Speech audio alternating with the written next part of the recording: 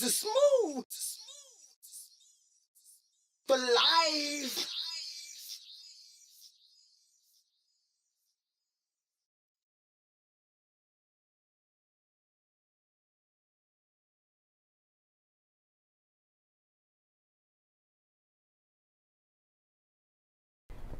So I'm Asia J, the founder and creator of Rebel Hue magazine, and I'm sitting here with K.EYE.D.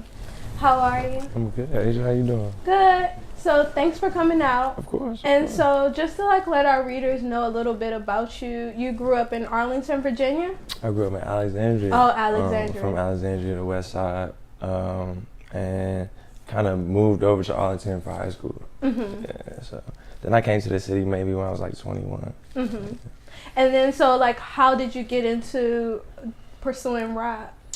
So I was playing ball at the time in high school, and my boys was always doing it, but it wasn't nothing to take serious because I was kind of groomed for basketball. You know what I'm saying? So my whole life, every step I made was for basketball. Mm-hmm. When I was like 16 or 17, my dad started a label in Houston, Texas, and I would go there like every weekend, just linking with Houston legends, just getting my foot in the door.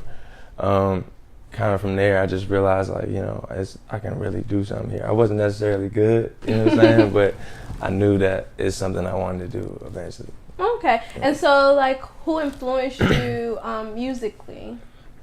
My dad really got me hip. My dad and my grandfather got me hip to most of the music I listen to, even outside of the music I make. So anywhere from Prince to Morris Day and the Time to Tupac to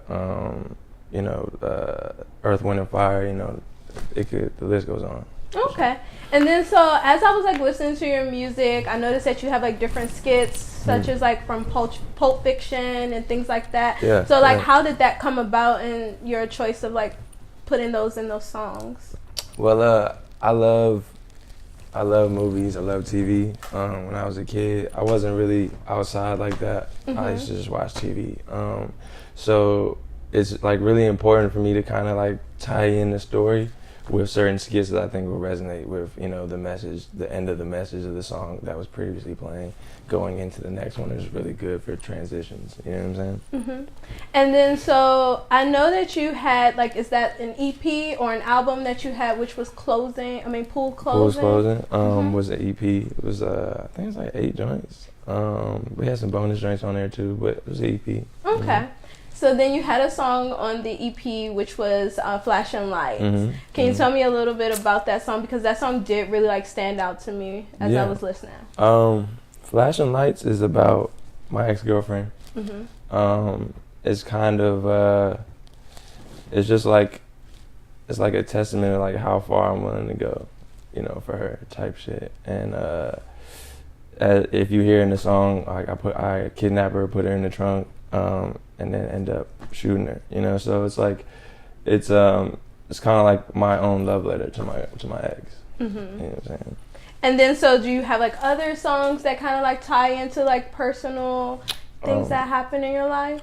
Yeah, most of Pool's Closing is basically my diary. At the time I was kind of depressed, going through some things, and that's the only way I was creating. So I hit Thelonious, and he kind of just sent me a pack, and I was just able to just get off. I made that whole project in my man's closet in Northeast, in Brooklyn, and we were all going through it, really just trying to figure it out, and it turned into that. So, okay. Yeah. And then so also I noticed that you are a producer as well. So do you produce any of your tracks? I know that you produce other artists around the city and things like that. So Pool's Closing is entirely produced by Thelonious Martin, but everything I'm doing, everything forthcoming is mostly me or just good friends of mine. But I think I've kind of gotten a pocket where I can control my sound in its entirety.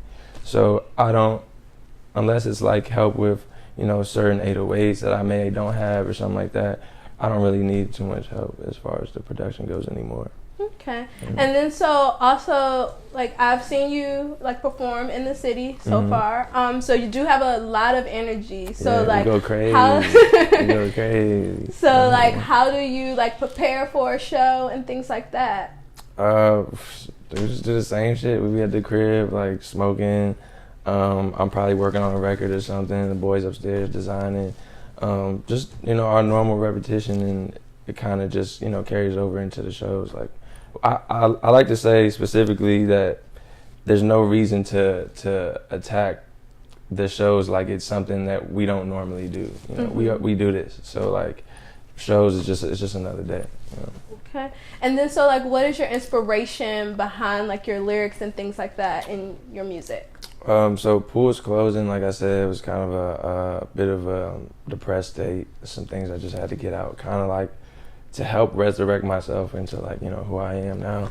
I was listening to a lot of The Doors, Jim Morrison, just a lot of things that I think resonated for that specific time. A lot of Hunter S. Thompson interviews, just trying to understand the human psyche a little bit more with their journeys of trying to understand, if that makes sense. You know. And then so like in the future, like who do you wish to collaborate with?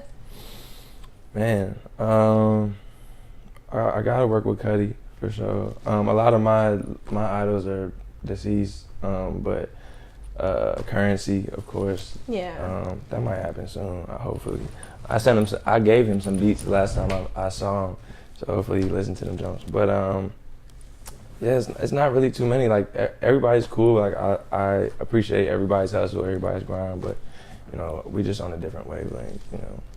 And then so you had a busy summer this summer. So can you tell me a little bit like what happened? Like I know you did a few like shows and tours and things like that. So this year, it's the first year where I kind of just said, like, we're not going to think too much. We're just going to kind of put out the music, see, you know, where people go with it, and, you know, just run with that. And I can say the top of the year, we dropped the first song, and the traction kind of just shifted. Like, I've never kind of experienced this much interaction with my music and my guys like we have now. So really, I just dropped maybe 3 or 4 records, did some shows. Like, I still haven't even dropped the project yet.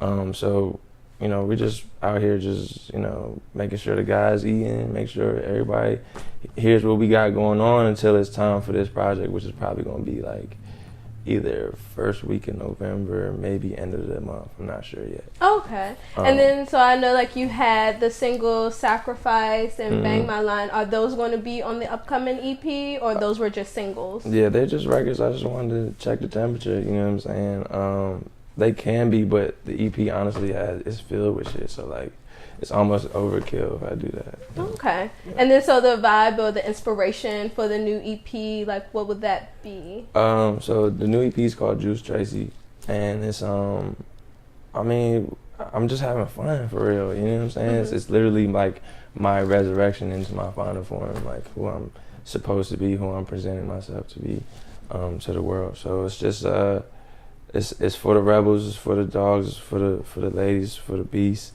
It's for the angels, you know. It's for whoever wants to tap into themselves in its entirety, you know, vices and all. You know what I'm saying? And that's what Hellvacey is too. Which I'm sure we'll discuss.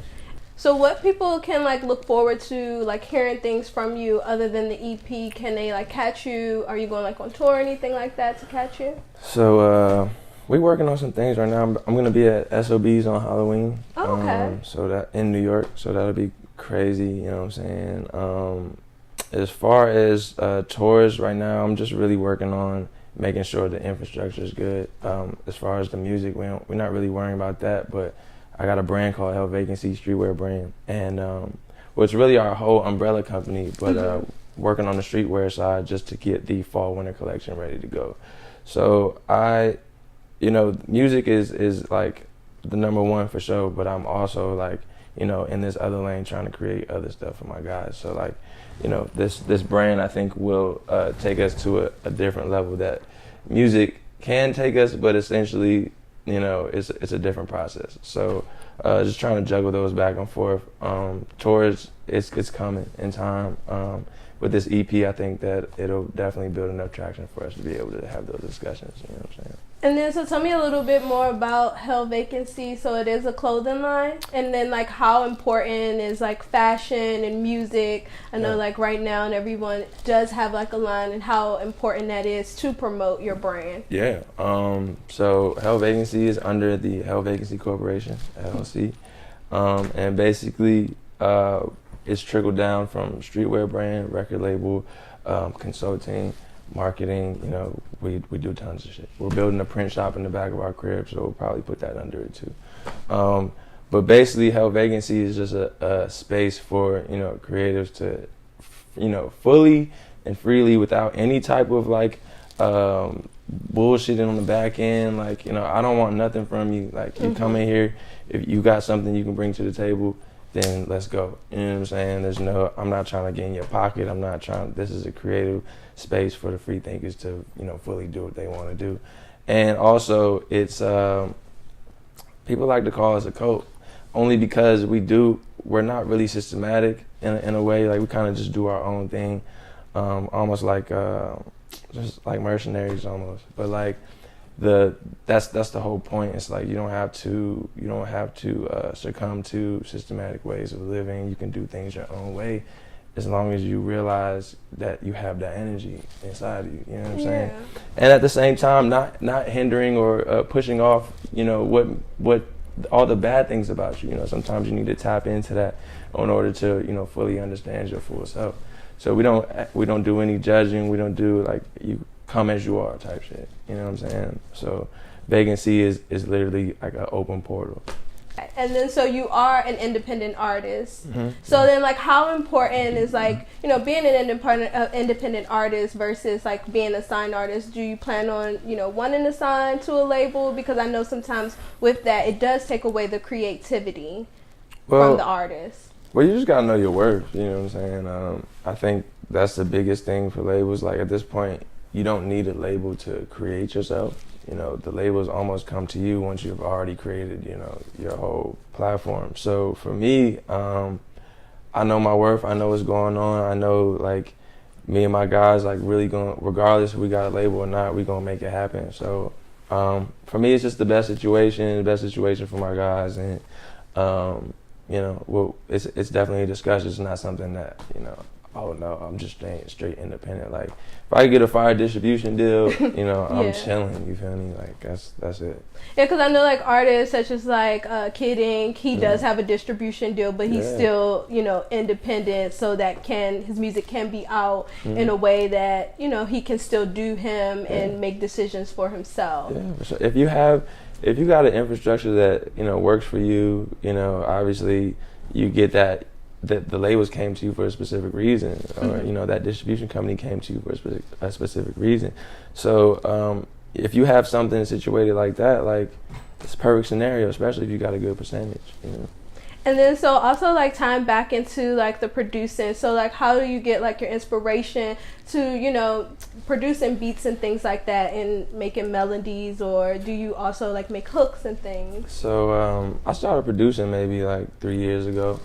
And the thing for me was, like, I was just tired of waiting on people. You know, like, I would always have to, I'm trying to rap, but, like, I gotta wait on the beats, you know what I'm saying? To take time. So, and then you lose ideas like that. Ideas are really quick, like, especially in the studio. So if you can't get on it, it's kind of like, it don't feel the same after you do it. After you finally get a chance to do it. So I started maybe 3 years ago, just tapping in, trying to figure out how I can, you know, gel my whole sound.